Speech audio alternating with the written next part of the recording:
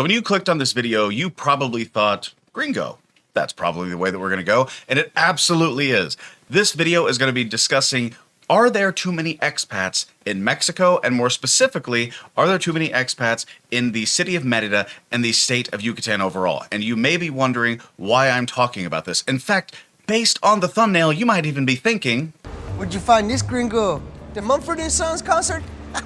And that is a fair question. Where did you in fact find this gringo? Well, my name is Alexander Howell, and this channel is devoted to videos about travel and real estate, and we have really honed in on the city of Merida and the state of Yucatan overall in Mexico.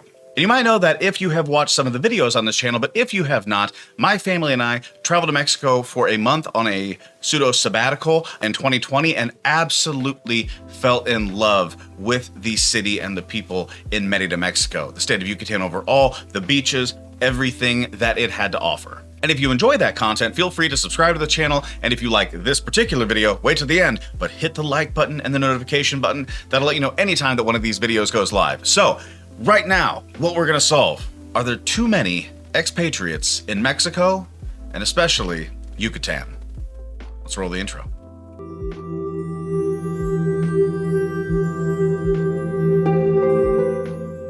So the answer to the question, are there too many expatriates in Mexico, is a very complicated one.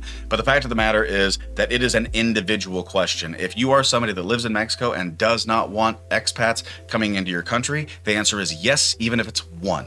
If you're somebody that loves the fact that people come into your country and choose to live there because it is amazing and beautiful and fantastic in all of the words, then the answer is probably no, we don't have enough. Bring them in. And trust me, I understand that as somebody from the United States, we have not exactly left a great impression at times on saying that immigrants are positive to our country. So I understand if there's a little bit of a disconnect, unhappiness there. But what I can say is that as an individual who absolutely loves being in the United States, but has fallen in love with Mexico as a country, I couldn't be happier.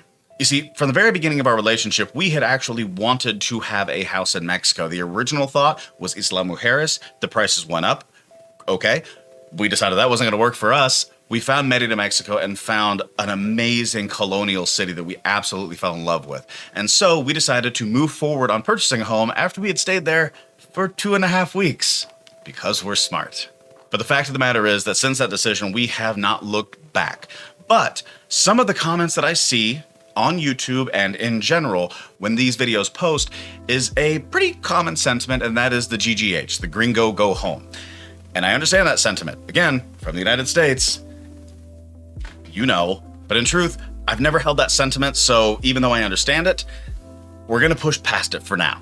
But for those of you who don't know, Mexico as a country has a population in 2020 of approximately 128.9 million people. Of that, expats actually passed 1 million people in that same year. So less than 1% of the overall population of Mexico is the expatriate population. Now, going down to a place like Merida and the state of Yucatan that it is within, which is very expat heavy, which we cover on this channel. Again, like and subscribe. Anyway, getting back to it. The state of Yucatan actually has a population of 2.321 million people. Of that, there are 15,220 expats. Again, it's low. And actually, only 15% of those are from the United States. So as a percentage of population, it is incredibly low when you think about the amount of expats to people in Yucatan. Now, half of the population of the entirety of the state of Yucatan is centered in the city of Merida, which is its capital city. And just to clarify, when I say the state of Yucatan, I don't mean the Yucatan Peninsula, which consists of other states such as Campeche and Quintana Roo.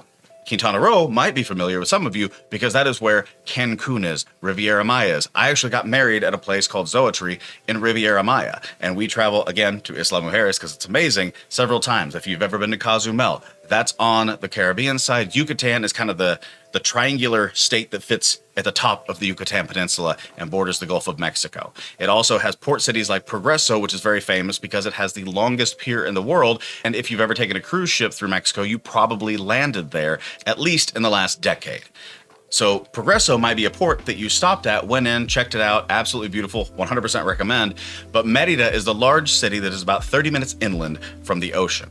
From my research, what I've been able to kind of determine is that there is a large expat population that is in and around that coastal area. Progreso, Chicxulub, Chelem, Chuburna, all the way up to Telchac, Puerto, and beyond. That is a significant part of the population of expats, but people like me, who will eventually retire to the home that we are currently renovating there, want to live in the colonial city of Merida, which has all kinds of amazing things, beautiful ancient architecture, as well as cenotes surrounding the entirety of the area. But the state of Yucatan has an absolutely amazing expat population. But when I see comments that say gringo go home, or that other cities are having negative consequences, such as real estate prices going up from people moving into the country and therefore paying a little bit more, which drives everything else up, I understand and can at least, if not truly understand, I can at least empathize with that idea. In Kansas City, where I'm from, we are seeing rental prices skyrocket because prices of everything within the city are going up. There is a lot to do when you think about the populations that are there, not needing to deal with consequences of people moving to their city because of the things that they like. I say this on pretty much every video when I talk about cost of living. Cost of living is significantly lower in Merida compared to many places, most places, if not every place in the United States of America and Canada. But that doesn't mean that taking that situation for granted is in any way, shape, or form a positive thing. So I always say, if you move to this place because of the benefit, you must also give a benefit back to them. So when we think about this video, are there too many expats in Mexico? The numbers say no. Almost 129 million people in the entirety of Mexico. Less than 1% of that being expats. Yucatan, a population of 2.321 million people. Just over 15,000 expats. Now that's not counting tourism, that's not counting people who are there for large swaths of time that they don't realize they should say that they're permanent residents and so on and so forth. But those are the numbers that we have access to. Still, way, way less than 1%. But if you have expats that are moving there and taking advantage of the cost of living, you might look at it and say, yeah, there are too many expats. What I would encourage with the end of this video is to say, if you feel that way, expect more of the expats that are there.